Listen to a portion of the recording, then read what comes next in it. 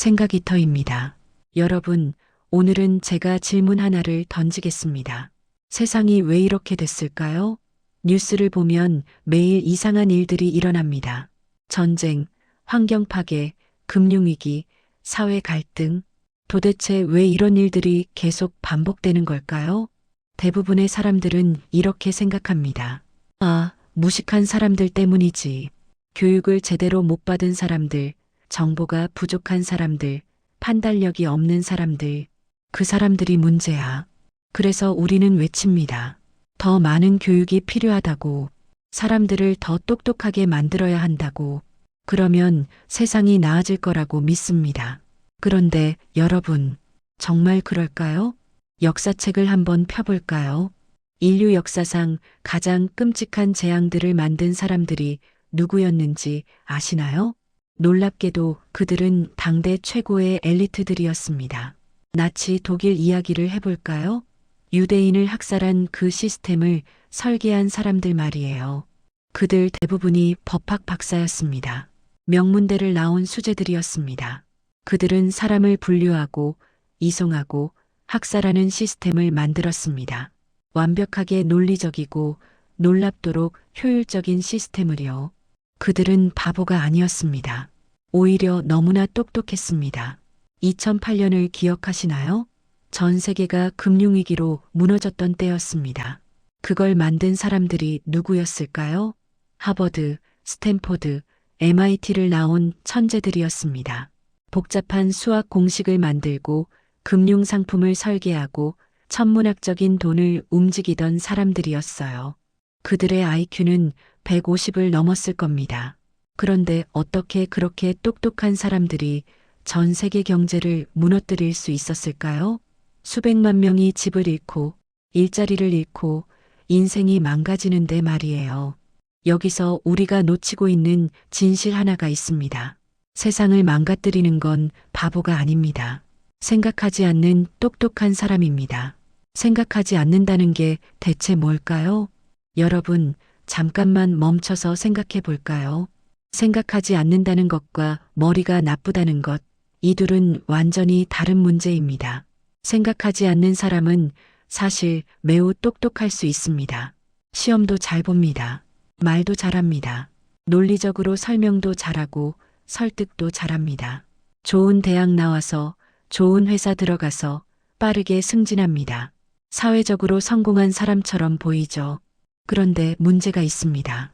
그 모든 지적 능력이 남의 생각을 정교하게 복사하는 데만 쓰인다는 겁니다. 생각하지 않는 사람은 질문을 안 합니다. 대신 답만 찾는 경우가 많습니다. 그것도 이미 누군가 만들어 놓은 답을요.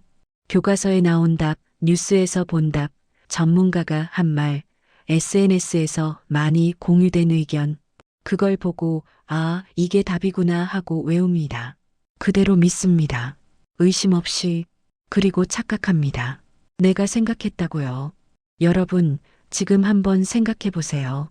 우리가 가진 의견 중에 정말 내가 스스로 생각해서 만든 의견이 얼마나 될까요? 생각하지 않는 사람은 항상 다수의 편에 섭니다. 왜냐고요? 그게 안전하거든요.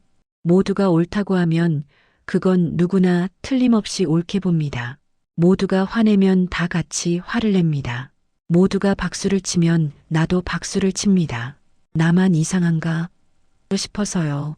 중요한 건 진실이 아니라 다수입니다. 왜냐하면 다수와 함께 있으면 책임을 안 느껴도 되거든요. 나만 그런 게 아니잖아. 다들 그랬잖아.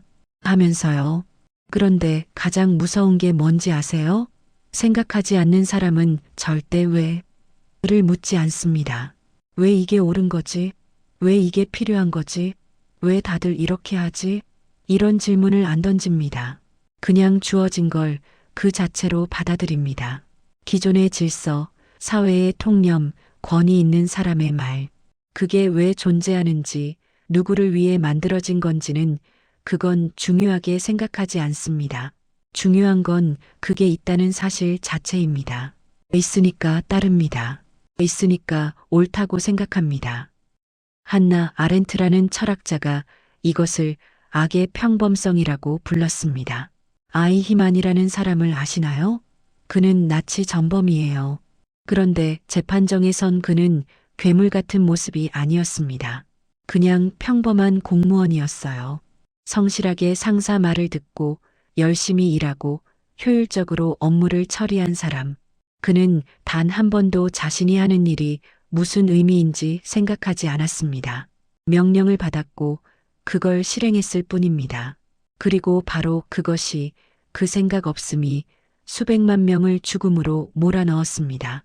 생각하지 않는 사람은 판단하지 않고 판단하지 않는 사람은 책임지지 않습니다. 아니, 정확히는 책임을 못 느낍니다. 왜냐하면 자신이 선택했다고 생각하지 않거든요. 나는 그냥 시킨 대로 했을 뿐이야. 나는 그냥 내 일을 했을 뿐이야. 나는 그냥 다들 하는 대로 했을 뿐이야. 이게 바로 생각하지 않는다는 것의 본질입니다. 지식이 없어서가 아니에요. 사유를 포기한 거예요. 능력이 부족해서가 아니에요. 용기가 없는 것이었습니다. 이제 시간을 2400년 전으로 가볼까요? 고대 그리스, 아테네. 이곳은 민주주의가 꽃피던 곳이었습니다. 철학자, 예술가, 학자들이 모여들던 문화의 중심지였습니다. 그곳에 플라톤이라는 젊은이가 살고 있었습니다. 그는 아테네를 사랑했습니다. 하지만 동시에 절망했습니다. 왜냐하면 그가 본 것은 생각 없는 군중과 그들을 조종하는 선동가들이었거든요. 그리고 결정적인 사건이 일어납니다. 소크라테스의 죽음이었습니다. 소크라테스는 당시 가장 지혜로운 사람이었습니다. 그는 사람들에게 질문을 던졌습니다. 너는 정말 그걸 알고 있니? 왜 그게 옳다고 생각하니? 사람들을 불편하게 만드는 질문들이었죠. 그리고 결국 아테네 시민들은 투표로 그를 죽음으로 몰아갔습니다. 민주적 절차를 통해서요. 플라톤은 충격을 받았습니다. 민주주의가 뭐지? 다수가 옳다는 게 뭐지? 다수가 가장 지혜로운 사람을 죽일 수 있다면 민주주의가 대체 무슨 의미가 있지? 그래서 그는 책을 씁니다. 국가라는 책이었습니다. 그 책에서 그는 충격적인 주장을 합니다. 철학자가 왕이 되어야 한다. 여러분, 철학자가 왕이 되어야 한다는 말 이상하지 않나요? 철학자가 뭐 대단한 사람인가요? 책만 읽고 생각만 하고 말만 많은 사람 아닌가요? 그런데 플라톤이 말한 철학자는 우리가 생각하는 그런 사람이 아니었습니다. 플라톤에게 철학자는 많이 아는 사람이 아니었습니다. 질문할 줄 아는 사람이었습니다. 자기 생각조차 의심할 줄 아는 사람이었습니다. 확신 대신 탐구를, 답 대신 질문을 선택하는 사람이었습니다. 플라톤이 본 가장 큰 위험은 지식이 아니었습니다. 사유 없는 권력이었습니다. 생각하지 않는 사람이 힘을 가졌을 때 그때가 가장 위험하다고 봤습니다. 왜냐하면 생각하지 않는 사람은 확신에 가득 차 있으니까요. 의심이 없어요. 자기가 옳다고 굳게 믿으니까요. 그리고 그 확신으로 사회를 움직이려고 합니다. 결과가 어떻든 상관없이요. 플라톤에게 철학자는 똑똑한 사람이 아니라 생각을 멈추지 않는 사람이었습니다. 플라톤은 우리에게 하나의 이미지를 남겼습니다. 바로 동굴의 비유입니다. 어두운 동굴이 있습니다. 그 안에 사람들이 살고 있어요. 태어나서부터 줄곧 그 동굴 안에서만 살았습니다. 그들은 쇠사슬에 묶여 있어서 한 방향만 볼 수 있어요. 뒤를 돌아볼 수가 없습니다. 그들 뒤에는 불이 타오르고 있어요. 그리고 그 불과 사람들 사이로 누군가 여러 물건을 들고 지나갑니다. 벽에는 그 물건들의 그림자가 비칩니다. 동굴 속 사람들은 그 그림자를 봅니다. 평생 그 그림자만 봐왔어요. 그래서 그들은 믿습니다. 그 그림자가 진짜 현실이고 그게 전부라고요. 그런데 어느 날 한 사람이 쇠사슬을 풀고 일어나 뒤를 돌아봅니다. 처음엔 불빛 때문에 눈이 부십니다. 눈부심 때문에 눈이 아프지만 서서히 눈이 적응되면서 보게 됩니다. 아, 저게 불이구나. 저 사람들이 물건을 들고 지나가는 거구나.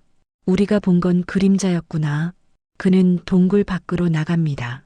처음엔 햇빛이 너무 강해서 고통스러워합니다.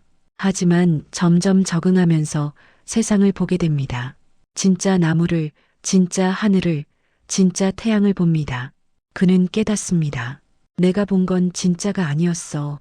이게 진짜 세상이었어. 그는 다시 동굴로 돌아갑니다. 사람들에게 말하려고요.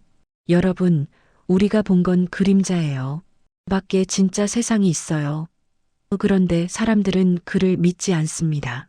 오히려 비웃게 되지요. 저 사람 미쳤네. 밖에 나갔다 오더니 이상한 소리를 하네. 심지어 그를 위험한 사람으로 여깁니다. 저 사람이 우리를 혼란스럽게 만들어 우리가 믿는 걸 부정하잖아. 그리고 만약 그가 계속 사람들을 밖으로 이끌려고 하면 사람들은 그를 죽이려고 할 겁니다. 여러분, 이 이야기가 뭘 말하는 걸까요? 동굴 속 사람들은 바보가 아닙니다. 그들도 생각을 해요. 그림자를 보고 저건 말이야, 저건 소야하고 판단도 합니다.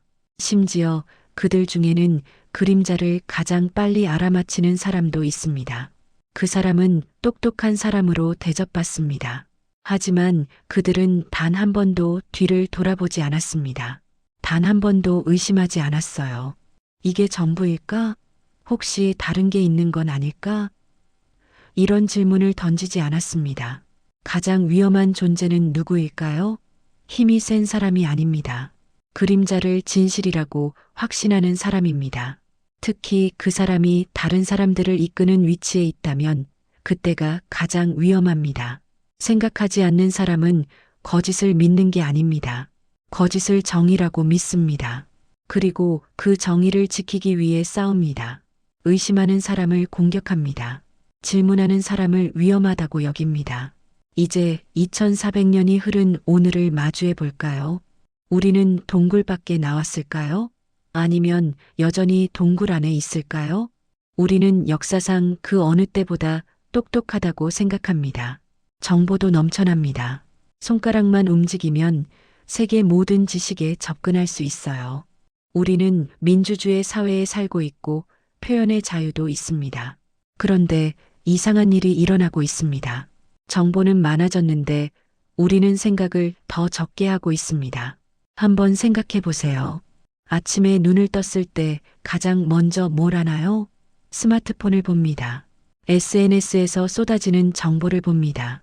뉴스, 댓글, 추천 영상, 친구들의 게시물. 그런데 그 정보들은 누가 골라준 걸까요? 알고리즘이에요. 인공지능이 당신이 좋아할 만한 것만 보여줍니다. 당신이 동의할 만한 의견만 보여줘요. 당신이 화낼 만한 뉴스만 보여줍니다. 우리는 생각하고 있다고 착각합니다. 하지만 사실은 알고리즘이 만들어준 세계 안에서 반응하고 있을 뿐이지요. 화나라고 하면 화내고, 슬퍼하라고 하면 슬퍼하고, 응원하라고 하면 응원합니다. 댓글 수가 많으면 그게 옳은 것 같습니다.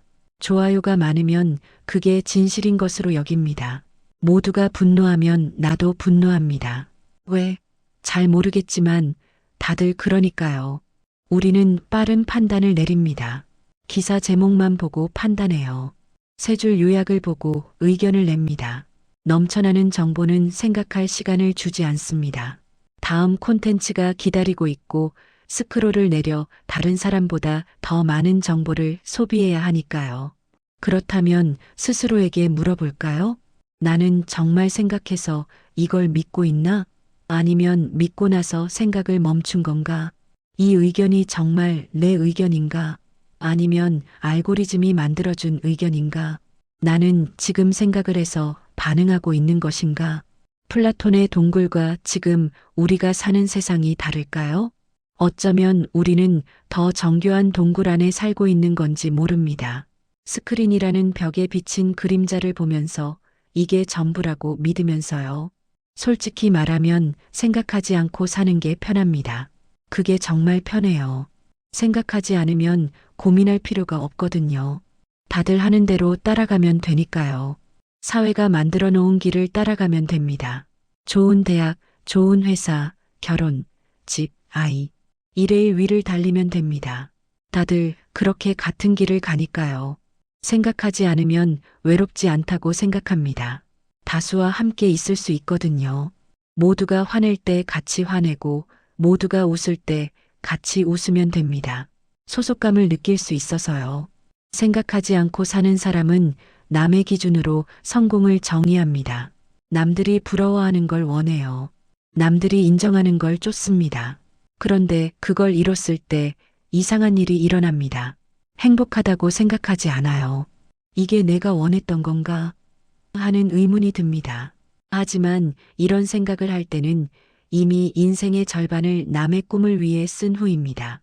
생각하지 않고 사는 사람은 남의 분노를 대신 분노합니다. SNS에서 누군가 이건 화낼 일이야라고 선동을 하면 이슈가 뭔지 제대로 알지도 못하면서 분노를 합니다. 그리고 그 분노는 결국 자신을 갉아먹습니다. 늘 화나 있고, 늘 불안하고, 늘 누군가를 미워합니다. 그런데 왜 그런지 모릅니다. 생각하지 않고 사는 사람은 남의 선택을 삽니다. 부모님이 원하는 직업, 사회가 인정하는 배우자, 친구들이 부러워하는 살. 그런데 책임은 스스로 져야 합니다. 불행해도 후회해도 다시는 돌아갈 수 없어도 그건 내 인생이니까요. 왜 나는 행복하지 않을까? 하고 묻지만 스스로에게 대답할 수 없습니다. 왜냐하면 한 번도 제대로 생각해 본 적이 없으니까요. 40년을 살고 50년을 살고 60년을 살았는데 문득 깨닫습니다. 나는 한 번도 내 인생을 산 적이 없구나. 이게 가장 무서운 대가입니다. 생각하지 않는 삶은 쉬워 보이지만 결국 가장 비싼 대가를 치릅니다. 그 대가는 바로 당신 자신입니다. 플라톤은 우리에게 답을 주지 않았습니다. 그는 완벽한 해결책을 제시하지 않았습니다. 대신 그는 질문을 남겼습니다. 우리 각자에게 던지는 질문을요. 당신은 생각하고 있습니까? 당신이 믿는 것 정말 스스로 생각해서 믿는 겁니까? 당신이 화내는 것 정말 당신 자신의 화입니까? 당신이 원하는 것 정말 당신이 원하는 겁니까? 당신은 지금 동굴 안에 있지 않습니까? 이 질문들은 마음을 불편하게 만듭니다. 왜냐하면 답을 하려면 멈춰서야 하거든요. 바쁜 일상을 멈추고 SNS를 끄고 혼자만의 시간을 가져야 하니까요. 그리고 깊이 생각해야 하니까요. 내가 누구인지, 내가 무엇을 원하는지, 왜 사는지를요. 생각한다는 건 외로운 일입니다. 다수의 생각에서 벗어나는 일이거든요. 확신을 버리는 일이고 편안함을 포기하는 일입니다. 하지만 그것만이 진짜 자유입니다. 생각하는 사람은 남의 그림자가 아니라 자기 삶을 삽니다. 실수할 수도 있고 틀릴 수도 있습니다. 하지만 적어도 자기 선택입니다. 그것이 인간답게 산다는 것의 의미입니다. 여러분, 우리는 인생 속에서 늘 선택의 갈림길에 서곤 합니다. 똑똑해지려고 애쓰거나 아니면 차선의 선택이 어떤 결과를 가져올 것인가, 정보를 더 많이 모을 것인가, 아니면 의미를 더 깊이 탐구할 것인가, 다수와 함께 편안하게 있을 것인가, 아니면 홀로 서서 진실을 찾을 것인가. 이건 거창한 이야기가 아닙니다. 오늘부터 시작할 수 있습니다. SNS 피드를 볼 때 한 번만 멈춰서 물어보세요. 내가 이걸 믿어도 되는 걸까? 누군가 이건 화낼 일이야라고 할 때 잠깐 멈춰서 물어보세요. 정말 그럴까? 모두가 한 방향으로 갈 때 잠깐 멈춰서 물어보세요. 왜 다들 저쪽으로 가지? 이게 생각하기의 시작입니다. 작은 질문 하나가 당신의 인생을 바꿀 수 있으니까요. 2400년 전 플라톤은 동굴의 비유를 통해 우리에게 말했습니다. 밖으로 나가라고요. 그림자가 아닌 진실을 보라고요. 하지만 그 선택은 오로지 당신의 몫입니다. 당신은 똑똑해지려고 애쓰고 있는가, 아니면 오늘도 한 번 더 나에 대해 생각하려 애쓰고 있는가? 이 질문에 답하는 순간 당신은 이미 동굴 밖으로 한 걸음 나아가고 있는 겁니다. 그리고 알아두세요.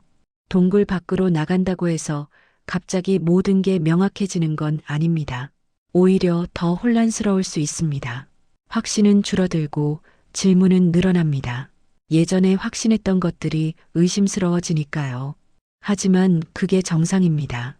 그게 성장하는 겁니다. 생각한다는 건 완벽한 답을 찾는 게 아닙니다. 더 나은 질문을 던지는 겁니다. 확신에서 탐구로, 판단에서 이해로, 분노에서 성찰로 나아가는 여정입니다. 그리고 이 여정은 평생 계속됩니다. 플라톤도 소크라테스도 완벽한 답을 찾지 못했습니다. 하지만 그들은 죽는 순간까지 질문을 멈추지 않았습니다. 그래서 우리가 2400년이 지난 지금도 그들을 기억하는 겁니다. 여러분도 그렇게 사유할 수 있습니다. 완벽하지 않아도 괜찮습니다. 때때로 무리를 따라가도 괜찮습니다.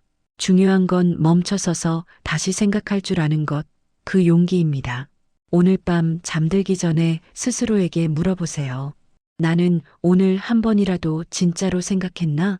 이 질문이 당신을 깨어있게 할 겁니다. 그리고 그 깨어있음이 바로 인간답게 산다는 것의 시작입니다.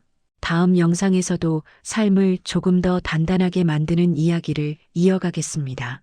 이 채널이 여러분의 삶 속에서 잠시 숨고를 안식처가 되었으면 합니다.